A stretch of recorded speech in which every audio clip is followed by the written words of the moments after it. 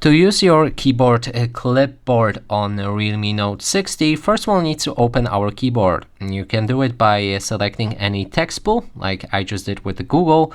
Then our keyboard will pop up, and now to use a clipboard, let's type in something like a cabbage. Then we can select this word that we've written, or any word or text that you found, and it should be selected like this. Then we can hit copy. Now it will be copied to our clipboard, and we can activate our clipboard by clicking on this four tiles right here in the top left corner of our keyboard. Then select the clipboard icon, and now you'll be able to find the text that you copied right here. We can also enable our clipboard like this.